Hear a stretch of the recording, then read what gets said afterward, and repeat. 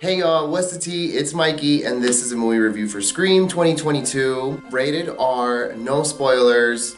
Directed by dual directors Matt Benelli-Olphin and Tyler Gillette, who actually directed a gem called Ready or Not, starring Samara Weaving. This is my favorite movie that came out in 2019. When I heard that the same individuals directing Scream 5 were the same directors of Ready or Not, I was so hyped for it. Starring Melissa Barrera, Jenna Ortega, Neve Campbell, Courtney Cox, David Arquette, and many others. The film in a nutshell: a young woman gets attacked by this individual wearing a ghost face costume, and all hell breaks loose. I really loved this Scream film. It is the second favorite of mine in this franchise. I had given that honor to Scream 4, because Scream 4 is a really good Scream film, but this one definitely tops Scream 4, and I'm not someone who just says originals are better just to say that. I do think the original was a little bit better than this, but this was a really solid and strong film nonetheless. The kills were extremely graphic. The three main OGs are back, along with some other returning characters. The cinematography in this film got an upgrade. The music and the pacing were good, and the dialogue was phenomenal. The film was funny when it needed to be. There was a lot of tension present in this film. There was so much attention to the details. There were so many callbacks as well to the previous installments, which is amazing. There's also some great news that's in this film. I won't go into that, but if you're a fan of Scream 4, there's great news in this film. The acting delivered by the newbies was extremely on point, and they were extremely likable. There is shock value in this film. I even found myself gasping sometimes.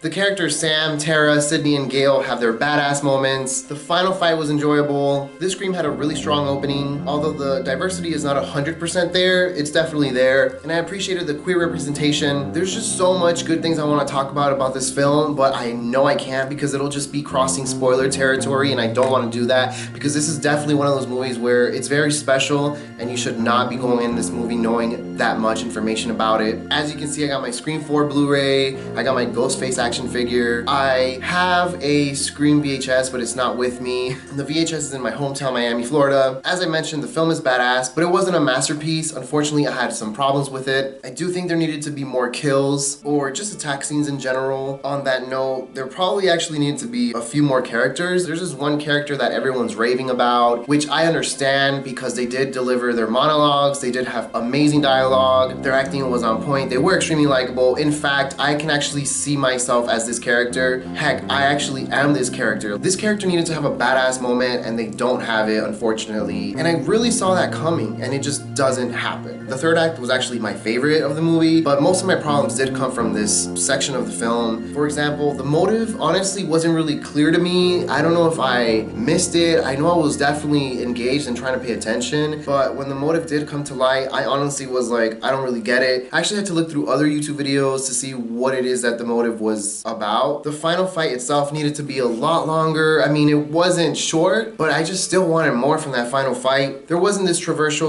/ cat and mouse sequence in this film. There's something that Ghostface does that would never happen in real life, but that's not my problem with this situation because this is a movie and I can easily forgive things that happen in movies that would never happen in real life if they're written well. It just felt lazy the way it was written, the way it was executed, the way it was done. But honestly, overall, I give this film an 8 out of 10. This is a very special film to me. I got to see it with me dad. I'm glad I watched this in theaters. I definitely recommend to go watch this. I'm definitely gonna rewatch it. I'm definitely gonna own it on Blu-ray. All right, y'all, stay tuned for my next video. Good luck, take care, and peace.